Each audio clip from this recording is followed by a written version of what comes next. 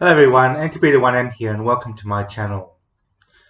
In this video I'm going to talk about the plight of Singaporean youths because when I was in Singapore in '97 I went to the Chinese high school, which is one of the great high schools in Singapore, and I was exposed to a culture which was very um, not oppressive but very high achieving and very sort of straight-laced, and I wanted to discuss some of my feelings about why Singaporean youths are so unhappy.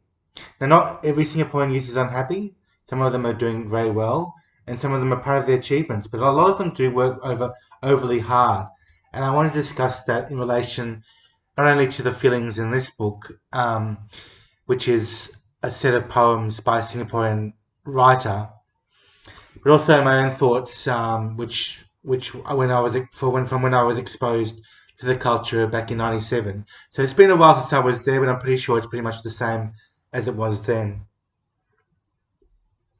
So the first thing I want to discuss is the idea of Singapore being a construct made about a lot of buildings and very little natural scenery and natural environment.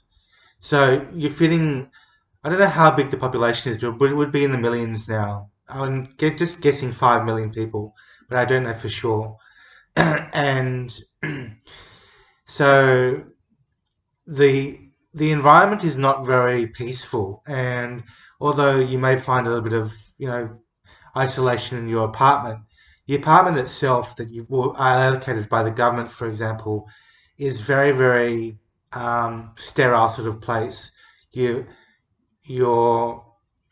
situating yourself in a place where you have everything you need, but nothing that you really want, such as a wilderness area or somewhere where you can find somewhere really new to explore. There are a lot of shops. Orchard Road is like the main road in Singapore, I think, and you can visit all sorts of shopping centers and everything and buy whatever you like. Consumerism. A lot of buying and a lot of showing off and keeping up with the Joneses, but not much in the way of being your organic self in a completely different environment, doing things like enjoying the natural wilderness area or something like that. So I know there are places like Sentosa, which is like another artificial construct where you can go and visit animals or something in a zoo, literally.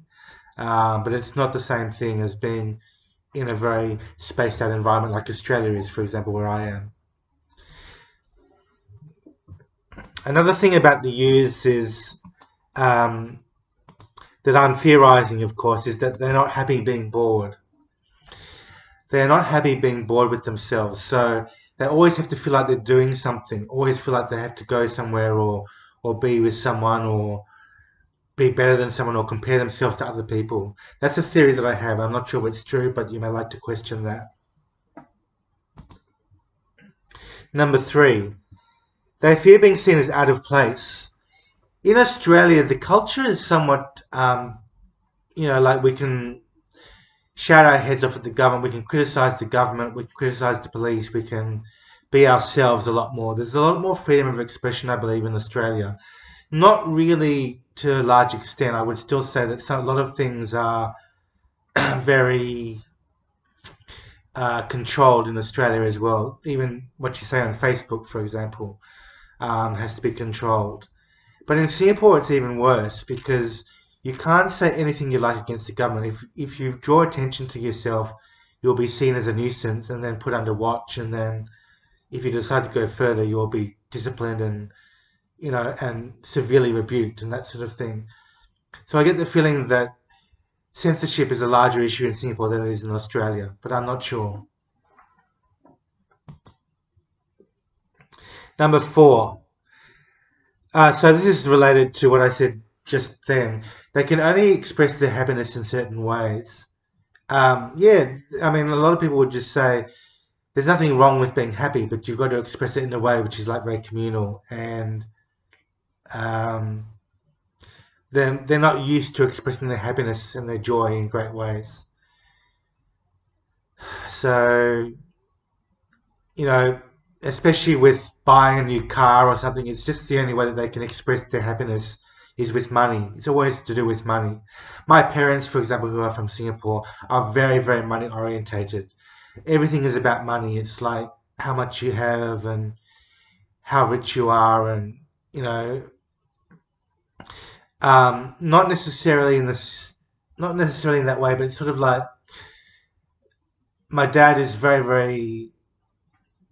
He's not greedy either, but he's very conscious of his money, and he knows that it's a great benefit to have that money. And he doesn't think of it in other ways. He doesn't think of the fact that you can be happy without money and that sort of thing. He always thinks of the grind and the hard work he's put into his life, that sort of thing.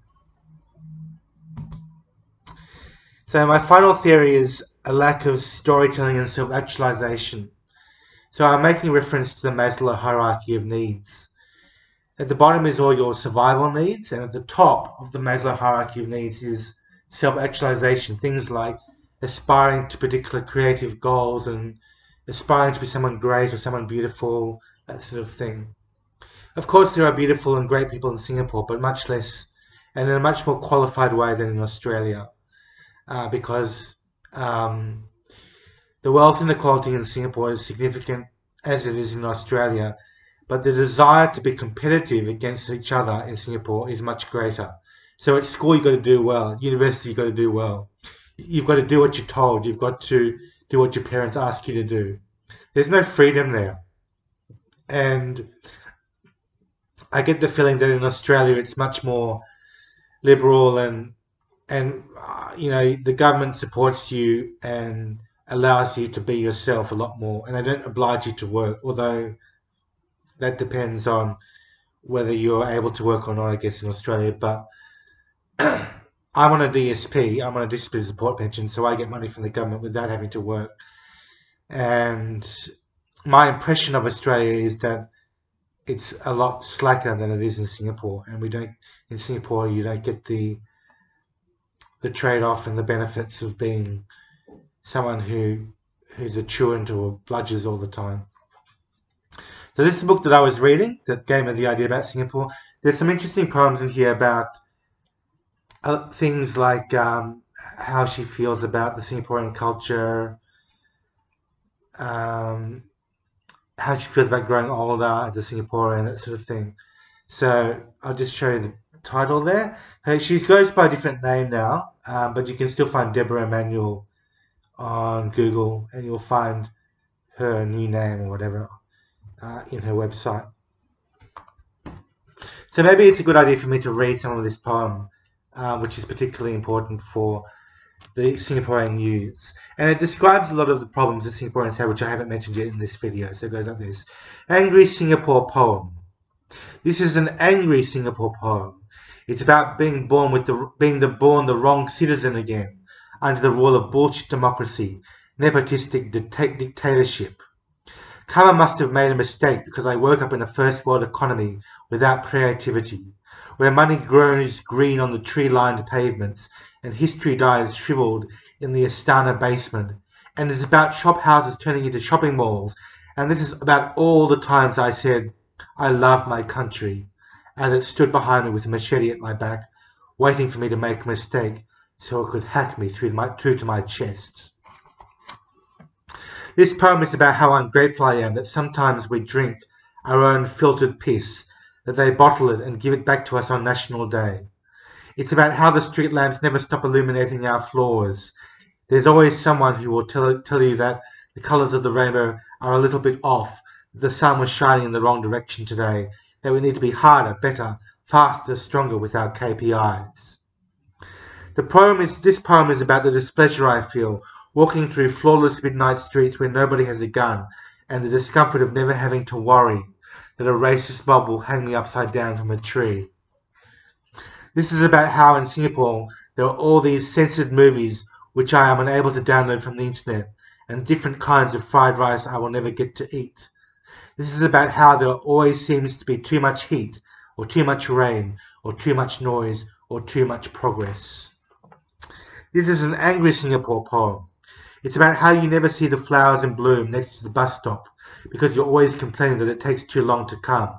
and you never listen to the musical coo of the pigeons because you only hear the shots culling the crows. It's about how if you didn't have clothes, someone would still be able to clothe you. If you didn't have any money to pay for school, someone would still be able to teach you. If you didn't have anything to do on a Friday night, you could still find a party, and if you left your wallet at that party, someone might still return it. This is an angry Singapore poem, because if I could hold this little red dot in the palm of my hand, it would be like cradling a glowing ball of future, and you can't be angry when you own something that big. Okay, folks, that's my view on Singapore. I love Singapore as a culture, but I just think there are unhappy youths there, and as the world grows more and more problematic and wealth inequality becomes more of an issue, I just think that the Singaporean youths will become even more unhappy.